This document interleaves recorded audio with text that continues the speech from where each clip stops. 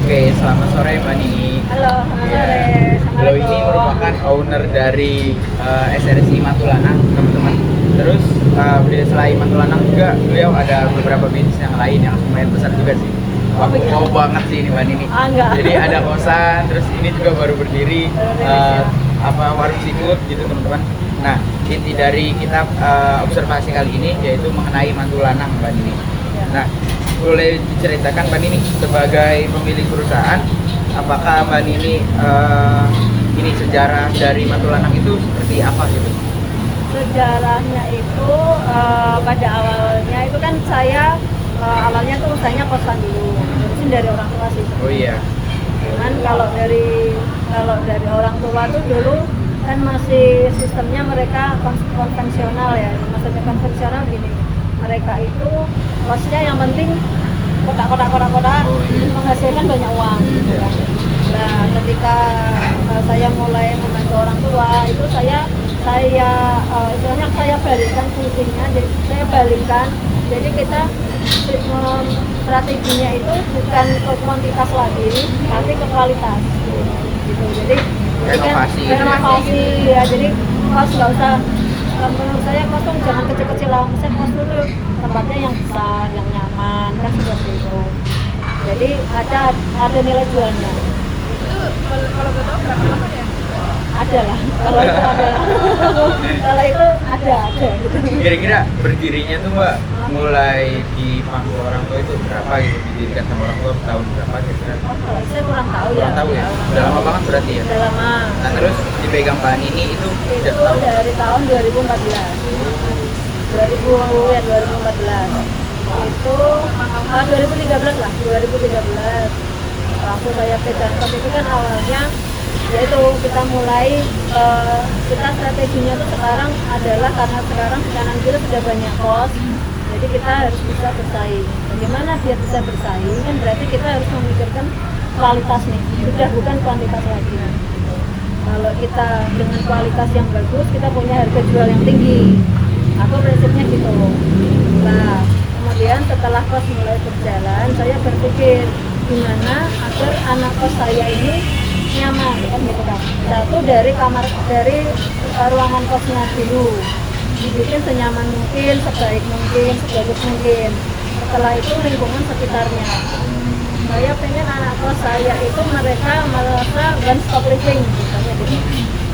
Jadi kemana tuh mau cari makan deket, mau ngapain aja deket gitu kan. Jadi istilahnya one stop living gitu.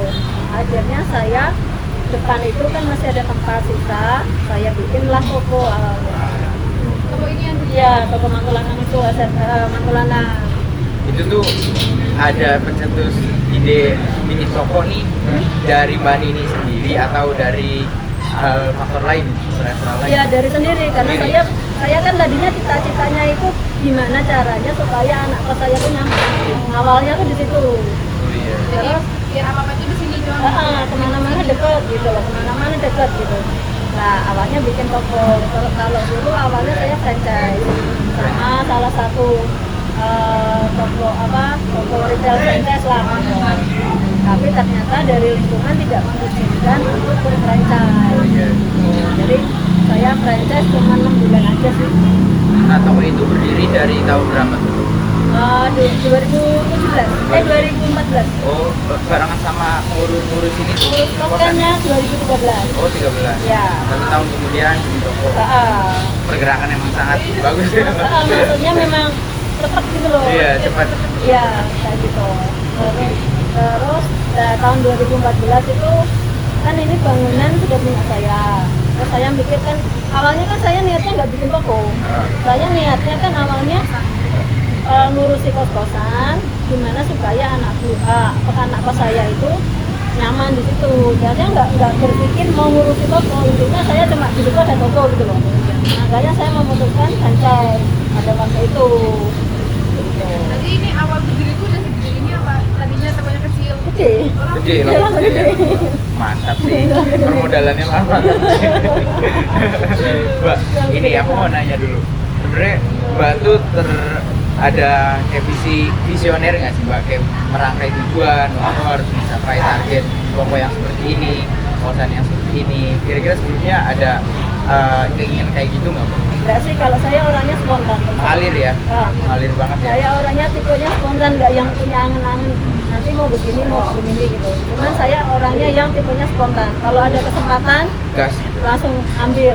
Ternyata kita posisi di sini, kalau di sebelah kanan ada kesempatan ya. Selagi kita bisa maju ya kanan diambil gitu. Iya. Karena aku penasaran sih Mbak sama apa ya latar pendidikan Mbak Nini ini. Karena nggak mungkin kan orang yang biasa langsung grep gitu. Oh, nggak Sebenarnya juga. bisa diceritakan Mbak latar pendidikannya tuh gimana? Pendidikan terakhir maksudnya. Pendidikan terakhirnya S1 arsitek. S1 arsitek di Undip. Undip. Wah. Ya. Ini Mbak, terus mau lanjut nanya lagi. Ini kan bisnis Mbak Nini kan sangat besar ya. Ada Amin. SRC, Amin. ada Mosan, terus ini ada baru lagi. Nah ke depan nggak tahu nih, ada apa lagi? Amin. Siapa tahu pertengahan gitu kan. Amin. Nah, mengenai itu Mbak Nini ngurusin sendiri atau ada struktural masing-masing gitu? Ada, kalau strukturalnya ya struktural sederhana ya, karena kan ini milik pribadi, bukan yang perusahaan, ada direksi gitu Jadi enggak. kayak nggak perlu kantor-kantor itu nggak. Kantor ada sih kantor-kantoran maksudnya, di Oh, belakang ada sih di belakang ada kantor-kantoran, kantor. kayak ruang control room gitu ada sih di belakang itu. Kalau struktural sendiri, kalau yang pos sih nggak perlu struktural ya, kan owner langsung kita Iya. kelola langsung, kita langsung pantau langsung. Kalau untuk di toko lah itu.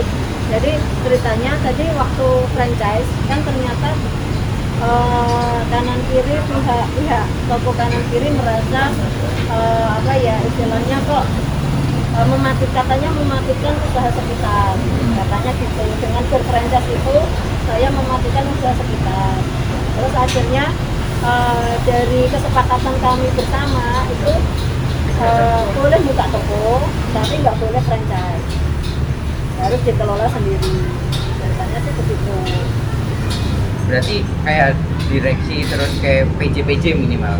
Orang ini pegang kosan, orang ini megang Ya, toko, enggak ya? kalau kosan kan cuman langsung aja karena kan langsung setiap hari di toko ya. Jadi kalau kos sih langsung dipantau langsung gitu. Kira-kira jumlah total karyawan dari semua bisnis Mbak Nini itu berapa sekarang? Berapa ya? Mungkin kalau dari toko itu ada 10. Kalau yang di situ ada ya 16 lah. 16 orang. Oke. Terus ada Terus tadi yang masalah toko tadi lah itu kan saya nyambung dulu ya itu. Jadi karena kami kesepakatannya adalah nggak boleh franchise tapi boleh buka sendiri.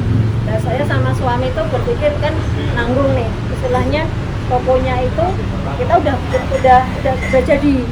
Kalau franchise dulu kami mereka sistemnya konsinyasi, jadi mereka titip jual. Sedang rak-rak terus pendingin itu saya beli. Jadi ketika kita putus kontrak kan mereka ngambil barang dagangannya mereka. Nah saya sama suami kan eman-eman istilahnya kita udah investasi, kenapa Udah nggak beli barang diterusin? gitu ya? Kenapa nggak diterusin? Akhirnya saya sama suami itu tadi, akhirnya udahlah buka toko sendiri gitu, tanpa franchise. Lah otomatis kan tahu sendiri tadi basicku apa, bukan anak ekonomi, bukan anak manajemen kan. Makanya tuh waktu awal-awal ya wes ya gitulah nabrak kan nggak ngerti berbisnis itu. Berarti ini Mbak, masalah apa ya, laporan keuangan, kayak laba rugi, nah itu diurusin sendiri? Kan udah pakai komputer. Oh, mantap. Ada sistem tidak gitu ya? Ada sistem ya? Nah, ada sistem. Nah, terus saya akhirnya gabung sama SFC itu, banyak pelatihan yang didapat. Banyak ilmu juga ya? Ya, ketemu temen yang teman-teman sesama toko. Terus dari mereka juga, dari SFC mereka banyak ngasih pelatihan, terutama manajemen bisnis lah, penataan toko lah. Nah, itu sangat terbantu sekali. Berarti lumayan bagus juga ya SRC ya? Iya. Cuma bikin kita berkembang gitu. Ya, jadi karena Knowledge. mereka itu pelatihannya berkelanjutan. Nggak cuman, nih kamu tak branding, habis itu lepas Iya. enggak. Mereka pendampingan terus. Gitu. Jadi, lah terus akhirnya dari situ kan juga saya belajar gitu. Jadi sistemnya di toko itu, kan saya owner nih. Owner itu bawahnya ada 2 admin. Yang satu ngurusi keluar masuk barang, Oh iya. sama stok barang, yang satu ngurusi sales sama pembayaran.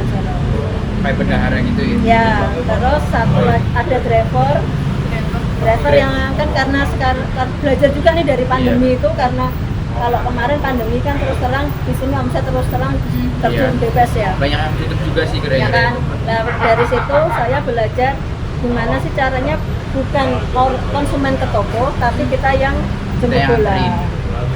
Berarti kayak jemput gitu ya? Kayak Nganterin barang. Nah, kalau dulu itu konsumennya mahasiswa, maksudnya end user, selama pandemi kemarin, akhirnya konsumennya adalah toko-toko kecil. Kalau kayak kalian agen mahasiswa, gitu ya? kalian kan mahasiswa libur nih, nggak ada Iya. orang kan di sini. Akhirnya saya mengalihkan tuh ke konsumen saya tuh yang toko-toko itu. Distributor berarti kayak. Semi agen lah, Agen ya? semi Agen agen. ya. Itu ada driver satu, terus ada salesnya dua, yang buat nyari orderan. Bagus banget sih Mbak ya, karena dari toko-toko yang lain kan banyak yang tutup juga, sedangkan SRS ini masih bertahan. Alhamdulillah masih bisa bertahan. Ya itu tadi karena ya jadi kan kita sharing. Sharing gimana cara nanganin pandemi ini Iya, ya. sharing gitu. Terus kan juga kita karena paguyubannya kuat, itu kadang gini, misal aku punya barang nggak bisa keluar nih, karena kan di sini konsumennya sedikit. Sedangkan temanku si A pada saat itu dia kesusahan barang itu. Aku ini jual Rolling punya berarti aku. ya? Nah, ini tak pinjemin barangku jual ke ya. Nah itulah fungsinya paguyuban itu seperti itu. Fungsinya teman. Relasi gitu. Relasi ya. Makanya kalian tuh selagi muda harus banyak relasi. Kalau sama Mbak Nini ini kita bisa belajar bareng-bareng. Ya relasi itu penting gitu. Pokoknya intinya zaman sekarang tuh jangan hanya mengandalkan istilahnya pikiranmu tuh jangan out of the box aja gitu. Iya. Sekali-kali Pikiranmu harus jangan- keluar gitu. pikiranmu tuh jangan cuma di kotak, kamu harus out of the box kayak gitu. Mbak, kalau boleh tahu, mbaknya tahu kayak CCR ya? CCR buat konsumen gitu, tahu nggak sih kayak misalnya tanggung jawab buat konsumen, misalnya kayak mungkin kayak pelayanan ataupun kayak misalnya tadi kan ada yang nganter jemput gitu ya, kayak nganterin gitu, itu emang hal-hal kayak gitu tahu Iya. nggak? Kalau kayak gitu sih otodidak ya, otodidak aja. Maksudnya kalau pelayanan dari konsumen, kita selain jual barang kan kita juga jual jasa. Jadi bagaimana caranya agar konsumen tuh masuk ke toko, gimana caranya? Otomatis kan kita harus nyaman. Penampilan pegawai juga harus diperhatikan, nggak yang asal-asalan kan kayak gitu. Kadang aja kalau pegawaiku ada yang bawa badan, kamu bawa badan sana pakai Rexona, tak gituin. Iya, iya. Terutama yang kasir tuh, saya bilang tuh ke anak-anak juga, apapun masalahmu di luar, begitu kamu kerja, begitu kamu masuk toko, apalagi jadi kasir, kudu ketat, kudu senyum, jangan cemberut. Itulah kan kadang konsumen nggak tahu kenapa-napa tiba-tiba dicemberutin kan malas. Iya. Iya. Kan kayak gitu. Kadang juga ada yang komplain, Mbak itu loh pegawaimu kok judesmen. Ya saya tegur. Gitu. Berarti tetap mempertahankan pelayanan terhadap konsumen gitu ya. Ya, iya dong Optimalkan pasti. ya. Ya Itu pasti. berarti hal yang penting gitu ya, Mbak? Penting banget loh, penting banget. Apalagi pada saat pandemi kan saya ada deliverynya. Delivery kan untuk nganter barang. Padahal saat itu kan pas genting-gentingnya COVID kan. Itu saya sama anak-anak gini, mereka 2 minggu sekali saya swab. Oh. Ya, tak beliin alat Sangat swab. ketat berarti ya. Iya dong, soalnya kan mereka kemana-mana. Deliverynya itu loh. Kita nggak tahu ya. Terus terang saya selalu sama anak buah saya yang delivery, mereka tetap mau nganterin kemana-mana. Walaupun COVID kan mereka bodo amat gitu loh. Iya. Cuman saya juga care sama mereka. Maksudnya 2 minggu sekali kita pokoknya swab. Kita swab. Siapapun yang sakit tolong nggak masuk 2 minggu. Tadi ituin. Terus kalau ternyata positif itu obatnya dari saya. Gitu. Karena aku merasa bertanggung jawab karena mereka tak suruh keliling-keliling gitu loh. Aku tanggung jawab di situ. Berarti kayak ngurusin gitu juga ya? Apa? Ngurusin yang kayak gitu yang lebih ke sampai ke intinya gitu sih, kayak ngasih obat, swab, Iya dong, segala iya macam. dong. Maksudnya Bener-bener ngurusin banget gitu. iya harus karena ketika kamu punya pegawai itu kamu tuh bertanggung jawab gitu loh. Nggak cuma orang suruh kerja aja gitu. Karena kalau kamu baik sama mereka, mereka akan loyal sama kita. Iya, benar. Gitu loh. Mereka Timbal balik gitu feedback ya. pasti akan, bukan timbal baliknya saat pandemi kan saya ada deliverynya. Delivery kan untuk nganter barang. Padahal saat itu kan pas genting-gentingnya COVID kan, itu saya sama anak-anak gini, mereka 2 minggu sekali saya swab. Oh, Ya, tak beliin alat sangat swab. ketat berarti ya. Iya dong, soalnya kan mereka kemana-mana, deliverynya itu loh. Kita nggak tahu ya. Terus terang, saya selalu sama anak buah saya yang delivery, mereka tetap mau nganterin kemana-mana. Walaupun COVID kan mereka bodo amat gitu loh. Iya. Cuman saya juga care sama mereka. Maksudnya 2 minggu sekali kita pokoknya swab. Kita swab. Siapapun yang sakit, tolong nggak masuk 2 minggu. Tadi itu ini. Terus kalau ternyata positif, itu obatnya dari saya. Gitu. Karena aku merasa bertanggung jawab karena mereka tak suruh keliling-keliling gitu loh. Aku tanggung jawab di situ. Berarti kayak ngurusin gitu juga ya? Apa? Ngurusin yang kayak gitu yang lebih ke sampai kayak intinya gitu sih kayak ngasih obat, Iya dong. Maksudnya bener-bener ngurusin banget gitu. ya harus karena ketika kamu punya pegawai itu kamu tuh bertanggung jawab. Gak cuma orang suruh kerja aja gitu. Karena kalau kamu baik sama mereka akan loyal sama kita. Iya, benar. Gitu loh. Mereka Timbal balik gitu feedback ya. pasti akan bukan timbal baliknya tuh nggak cuma nih kamu tak kasih duit, enggak. Mereka akan dengan sukarela loyal ke kita kalau kita loyal sama mereka. Berarti berasaskan kekeluargaan ya. Ya. Saya pun kalau rekrut karyawan, saya bilang gini, kita training 3 bulan ya. Kalau karena 3 bulan itu penyesuaian kamu sama pekerjaan yang ada di toko, kamu dengan teman-temanmu, kamu dengan saya. Kalau misal kamu sama teman-temanmu, kamu sama pekerjaan di toko sudah cocok, kamu dengan saya sudah cocok, tapi teman-teman nggak cocok sama kamu, saya nggak bisa. Karena kita sistemnya adalah tim. Harus satu gitu ya. Jangan ada kerja tuh iran-iranan, saya paling nggak mau. Kalau training dibayar atau Training dibayar dong. Bayar. Bayar dong, setiap tetes keringat tuh dibayar. Tapi maksudnya gini Mbak, ada juga kayak gratis gitu, nggak usah dibayar. kadang juga dia Bayar. setengah doang gitu loh. Enggak, kalau aku seorang yang kerja sama saya, pegawai itu prioritas karena mereka yang menghasilkan uang buat saya.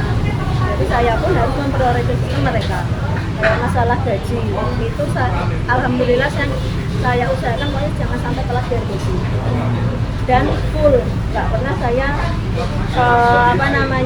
ini ya separuh dulu gitu loh, kan ada yang ini ya separuh dulu, ini yang terakhir saya nggak karena ya jadi maksudnya dengan begitu itulah bentuk perhatian saya sama mereka, harapannya supaya mereka juga loyal sama kita gitu loh, karena kan tetap kerja di sini tuh kan kepercayaan ya, saya nggak mungkin ngasih 100% di situ.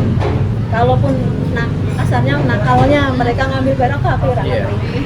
Tapi alhamdulillah anak-anak nggak ada yang kayak gitu. Jujur ya? Iya jujur, mereka beli minum loh bayar. Jadi di sini ditempeli kertas truk sama mereka. Ini pegawainya berarti udah agak lama gitu nggak apa baru? Ada yang baru, banyak yang baru, banyak yang baru. Gitu. Sebelum pandemi sama sekarang kan pandemi ya Mbak, kayak pandemi dan sekarang udah hilang pandeminya. Nah itu tentu juga profitabilitas ataupun profit dari Mantulanang ini kan bertambah, terus konsumennya juga bertambah. Nah itu ada penambahan karyawan ke sekarang, rekrutan baru. Ada penambahan. Ada ya? Kalau dulu sebelum COVID kan aku nggak ada delivery. Sekarang kan ada drivernya kan untuk antar-antar. Nah sistem delivery tersebut gimana tuh? Sistem delivery ya kan aku juga ada sales itu yang keliling. Jadi kan orderannya bisa dari sales itu atau si toko itu langsung WA. Langsung WA orderan. Berarti kayak pemasarannya di sosmed atau gimana? Di Facebook juga. Facebook juga. Terus paling dari WA juga. Sama kalau salesku kan keliling, dia biasanya minta nomor WA. Tak masukin ke sini, tinggal aku nanti di status posting kalau barang yang promo barang itu. Selanjutnya ini Mbak, aku mau nanya, bagaimana sih sistem pengupahan atau penggajian di karyawan di SRC Mantulanang? Kalau penggajiannya tuh gini, jadi di tempat di toko itu ada admin sama pegawai, ada sales, ada admin, ada driver sama pegawai toko yang punya disjob masing-masing. Cuman nominalnya saya nggak bisa sebutkan ya, cuman sistemnya aja. Nah kalau untuk admin itu karena dia bertanggung jawab atas semua barang, itu otomatis pasti di atas yang cuma di toko. Iya. Sales sama driver juga beda-beda. Bisa dijelasin nggak Mbak job desk dari keempat-empatnya itu apa aja? Kalau sales sebagai apa? Terus sistem penggajiannya itu saya sekarang sistemnya harian. Oh, harian. Sistemnya harian.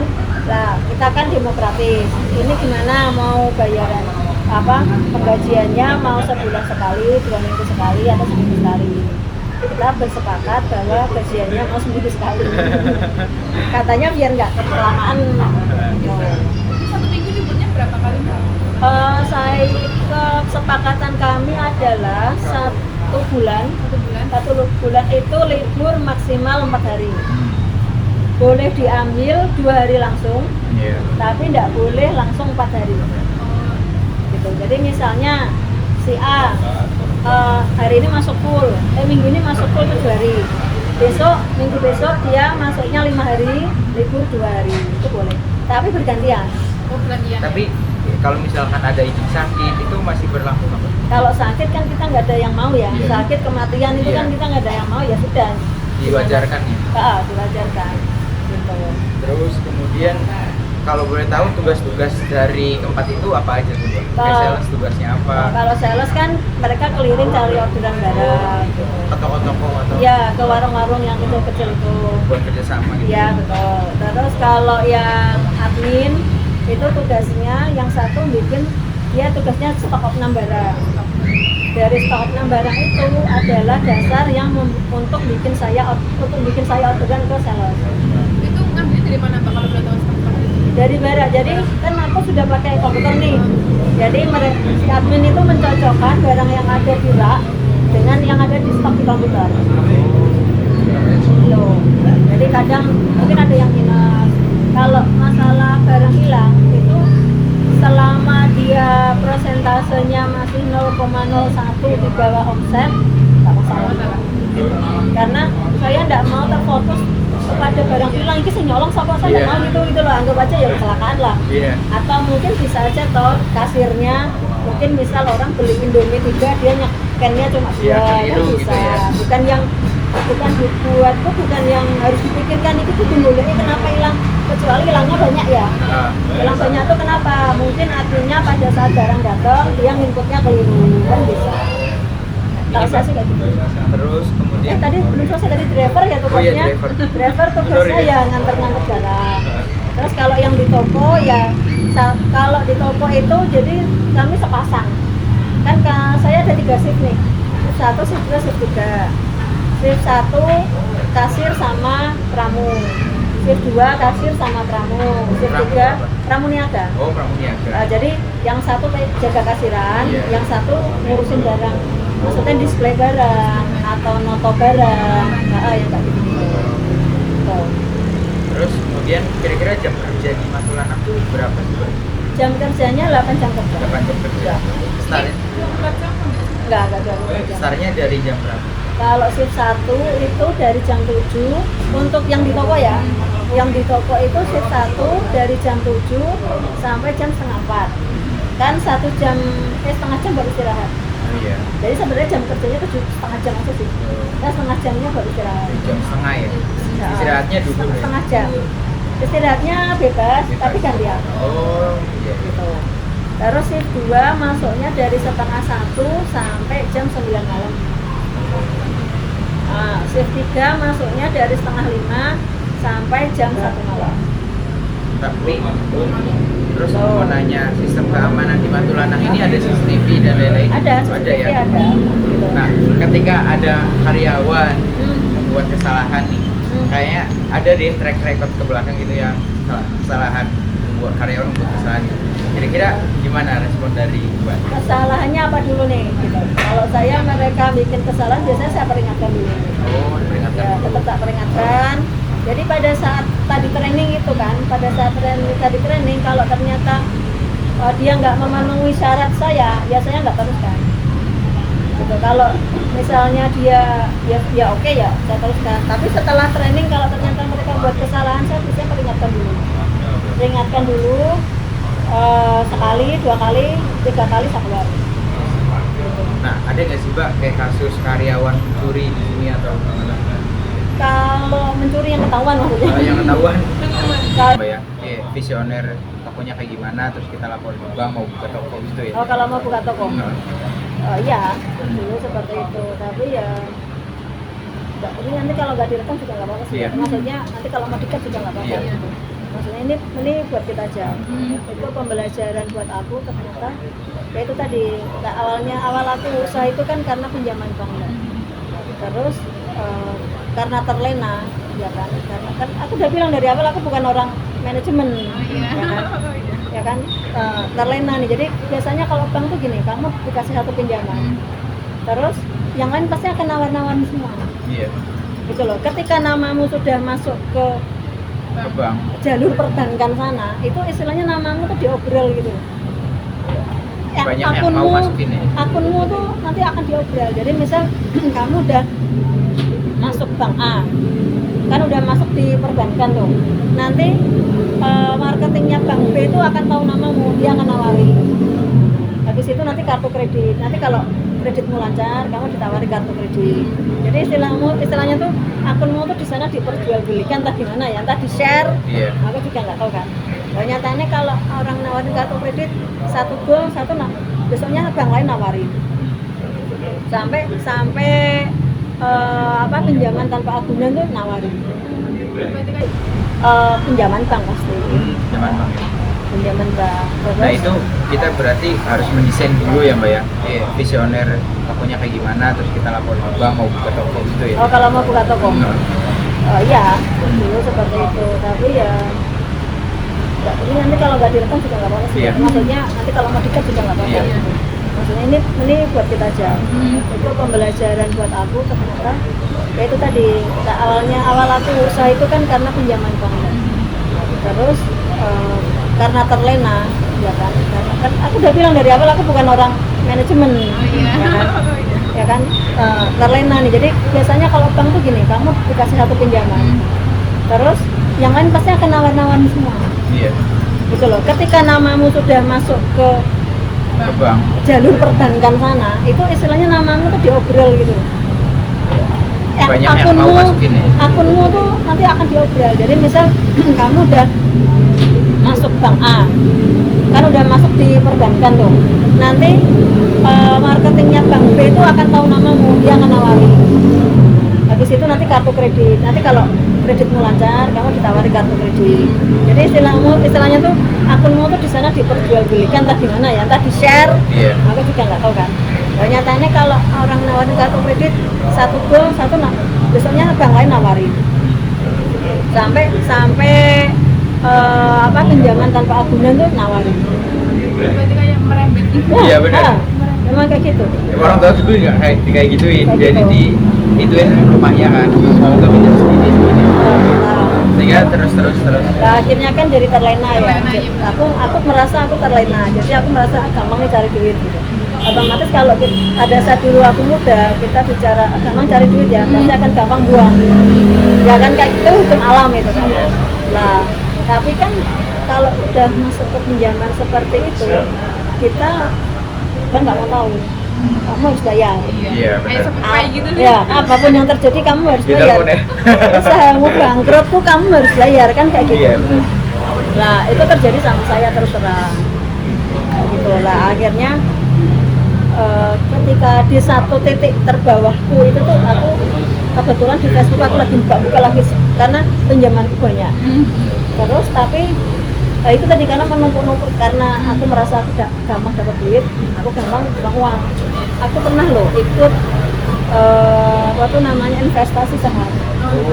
Kamu jangan ikut-ikutan kayak gitu ya. Udah, aku. Kamu sudah kena? Iya. Berapa? Tapi enggak, investasi saham aku aman, kan saham bener tuh Mbak. Oh. Aku nabungnya di Andro tuh, perusahaan pertambangan.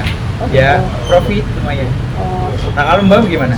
aku tuh dulu pernah ikut Solid Gold, seminggu 300 juta habis. Karena trading ya. Trading ya, bukan saham ya. Ya, itu trading aku. Nah, belajar dari situ aku akhirnya yaitu di titik, padahal itu duit uang pinjaman. Oh. Gitu. Akhirnya di titik terendahku tuh kebetulan pada situ aku buka Facebook, Dan terus tentang ternyata ada di situ ada namanya dosa riba. Apa? Dosa riba. Oh, dosa riba. Ya, Iya. itu aku belajarlah dari situ. Oh ternyata aku tuh berarti aku tuh dapat ujian dari Allah itu ditegur lah. Oh, Ditegur sama diingatkan. Allah, diingatkan karena ternyata aku sudah melakukan dosa riba. Nah, sejak dari situ terus aku belajar gimana caranya aku terhindar dari riba. Nah, itu buat kalian yang muda-muda ini tolong Siap. pesankunya apa? Jangan terlalu berambisi. Iya, siap. Karena dulu aku terlalu berambisi gini. Dapat nih pinjaman dari bank. Udah nih buat renov kos. Habis itu Bang B nawarin, "Mbak, pinjam ini dong, Mbak. Aku mau bikin ini." Oke, tak Lumayan terima kayaknya, semua. iya. Lah pas bayar bingung. Itulah. Kalian nanti someday ngerasain sendiri lah. Kan ada ceritanya masing-masing. Ya, Tapi benar-benar. kalau boleh tahu nggak ini buka investor gitu nggak sih mbak? Enggak, Nggak, oh, berarti pribadi sendiri. sendiri nggak pakai investor. Terus mengenai ini Mbak, mengenai lingkungan. Ah, Nah, ini kan Mbak, apakah perusahaan sudah melakukan sosialisasi atau apa ya, edukasi terhadap karyawan, terhadap masyarakat sekitar mengenai tentang pentingnya lingkungan, limbah dan lain-lain itu gimana? kalau nggak banyak ya kalau masalah edukasi tentang lingkungan. Istilahnya ya yang penting kalau kita buang sampah kan sudah Iya. ada di tempatnya. Sudah ada di tempatnya, ya. Nggak banyak sih kalau masalah lingkungan. Oke. Terus kemudian bagaimana sih proses pembuangan sampah nih setelah di ini, apakah ada pemilahan sampah dari SRC tersebut atau dibuang ke apa namanya, ke tempat suatu khusus?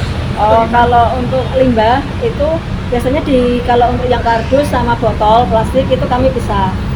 Baru selain itu kami buang ke tempat sampah. Nanti dari tempat sampah ada yang tukang ngambilin itu. Yang bayar itu ya? Ya, yang bayar tiap bulan itu. Oke. Kayak gitu. Terus kemudian mengenai sosial itu sebagai perusahaan yang berlokasi di lingkungan sekitar UNES ini kan tentu berkonservasi tersebut kan. Terus kemudian saat terdapat suatu kegiatan di lingkungan, apakah perusahaan ikut ambil dalam kegiatan tersebut Pak? Konservasi apa maksudnya? Apa ya, kayak pengambilan sampah bersama-sama, ada kegiatan gitu turut andil di situ, apakah turut support terhadap suatu kegiatan yang berbau lingkungan dan lain-lain? Kalau kegiatan berbau lingkungan sih paling kami partisipasinya adalah mengurangi limbah plastik. Kami membantu mengurangi pemerintah dalam pengurangan limbah plastik itu. Kalau belanja di SRC Mantulanang kan udah nggak pakai plastik, pakainya tas belanja. Belanja ini ya? Ya, gitu. Terus kemudian apakah dulu saat mau didirikan ini, apakah dari pihak perusahaan SRC ini turut andil dalam izin tempat sekitar, masyarakat sekitar itu mau adain? Oh, kalau itu pribadi. Oh, pribadi. Jadi kan saya dulu gabung sama SRC. Saya waktu gabung sama SRC kan tokonya udah berdiri. Oh iya. Jadi kalau masalah izin sih izinnya hanya izin mendirikan, izin usaha ya. Izin SHU. mendirikan bangunan. Izin mendirikan bangunan. Iya. Terus siup TDP itu ya izinnya kan hanya kanan kiri gitu aja. Oke. Ini dari aku itu aja sih. Dari kamu ada tambahan? Ini apa? Oh, sama itu deh tambahan paling kalau untuk sosial untuk CSR itu kan kalau dari Toko Mantulanang itu terus terang memang kami concern di masalah sosial, maksudnya untuk donasi bantuan itu karena prinsip itu adalah tiangnya usaha itu adalah sedekah. Gitu. Jadi kalau di Toko Mantulanang misal ada kembalian kan kadang kami donasikan, itu memang benar kami donasikan. Oh. Gitu. Jadi setiap pengembalian konsumen Nah, tersebut kan- itu ditanyain mau Iya, donasi atau kadang kan kasirnya tanya toh, misalnya ada 100-200 rupiah itu mau didonasikan gitu kan, itu memang kami donasikan. Oh, itu regulasi donasinya gimana tuh Bang? Maksudnya Apakah udah ada target donasinya? Atau gimana? tidak ada sih, jadi sukarela aja. Oh, sukarela. Sukarela, dan nanti setiap 6 bulan sekali biasanya itu dana itu kan sudah terkumpul tuh, nanti kami donasikan kemana gitu. Oh, Kalau dulu kan waktu awal-awal buka toko itu dananya saya donasikan ke panti asuhan cacat ganda di Kedurungan. Oh. Dulu di situ ada apa, panti asuhan baru. Jadi dia bukan cacat ganda, cacat ganda. Jadi dia itu di sana dia cacat ganda. Maksud cacat ganda itu gini. Maaf ya. Idiot sama nggak bisa denger gitu. Ya kayak gitu. Kalau yatim piatu aja itu setelah dewasa kan mereka bisa kerja, bisa mandiri. Tapi kalau panti asuhan yang itu karena dia cacat ganda, mereka sampai selama hidup akan terus bergantung sama orang lain. Gitu loh, karena misalnya yang satu buta, satu tuli. Terus yang satu mungkin hidrosepalus kan ketemu di lapangan nanti gitu. Nah, itu tercetus penerbitan donasi tersebut apakah arahan dari SRC, semua SRC kayak gitu, atau memang inisiatif dari Mantulanang? Awalnya inisiatif sendiri. Inisiatif sendiri. Yaitu karena saya prinsipnya tadi itu, karena tiangnya usaha itu adalah sedekah. Istilahnya ya, istilahnya rezekinya kita udah nggak berhitung nih, konsumen yang masuk ke aku tuh udah berapa, udah menghasilkan uang buat aku berapa sih, saya nggak pernah ngitung gitu. Hanya berpikirnya adalah gimana caranya tokonya tuh supaya konsumen masuk ke dalam. Saya udah nggak berhitung lagi duitnya tuh udah nggak itu. Jadi kalau istilahnya kalau kita sedekah, Tuhan tuh pasti udah deh. Dia semakin berlipat. Tuhan tuh nanti pasti ganti gitu loh. Bukan berarti aku pamrih ya. Itu asli ya Mbak ya, nyata ya? Itu nyata dan itu iya ya, aku sudah sering ngalamin kayak gitu loh. Maksudnya delalah gini, delalah kita dari yang tahu ya. Jadi suatu ketika delalah aku habis donasi kemana, delalah besoknya aku dapat kerjaan, maksudnya dapat Mbak ini ada bansos nih, mau garap nggak? Itu namanya rezeki langit sudah. Istilahnya kita udah nggak bisa berhitung lagi.